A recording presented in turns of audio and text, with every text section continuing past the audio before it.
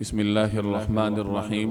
حضرت جابر بن عبداللہ رضی اللہ تعالی عنہ کی روایت کا مفہوم ہے کہ ایک مرتبہ ہم نبی کریم صلی اللہ علیہ وسلم کے ساتھ ایک سفر سے واپس آ رہے تھے۔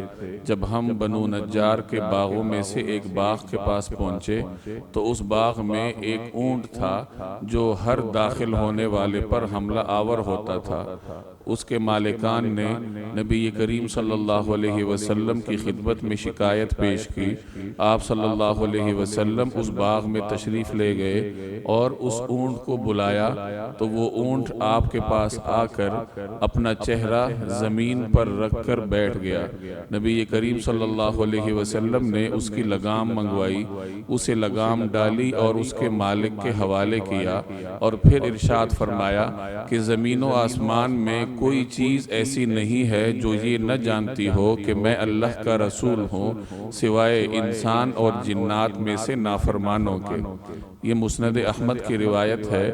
رسول اللہ صلی اللہ علیہ وسلم کو اللہ تبارک و تعالی نے مختلف انواع کے معجزات عطا فرمائے تھے۔ آپ صلی اللہ علیہ وسلم کے معجزات جمادات میں بھی ظاہر ہوئے، نباتات میں بھی ظاہر ہوئے، حیوانات میں بھی ظاہر ہوئے۔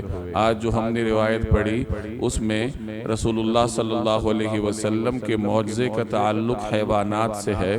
صحابی روایت کرتے ہیں کہ ہم ایک سفر سے واپس آ رہے تھے، نبی کریم صلی اللہ علیہ وسلم کے ساتھ تھے، بنو نجار کے باغوں میں سے ایک باغ کے پاس پہنچے تو پتہ چلا کہ اس باغ میں ایک اونٹ ہے جو اپنے ہوش و حواس کھو بیٹھا ہے، اور جو شخص بھی باغ میں داخل ہوتا ہے وہ اس پہ حملہ آور ہوتا ہے۔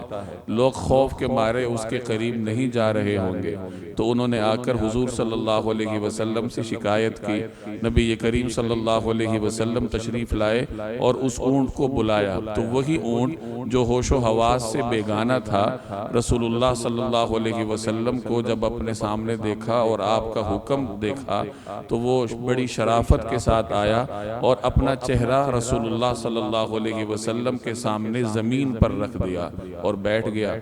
آپ صلی اللہ علیہ وسلم نے اس کی لگام منگوائی، اسے لگام ڈالی اور اس کے مالک کے حوالے کی۔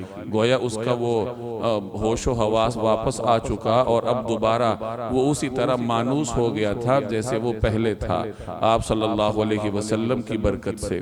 اور اس کے بعد نبی کریم صلی اللہ علیہ وسلم نے ایک جملہ ارشاد فرمایا کہ زمین و آسمان کی ہر چیز جانتی ہے کہ میں اللہ کا رسول ہوں سوائے جنات اور انسان کے نافرمانوں کے۔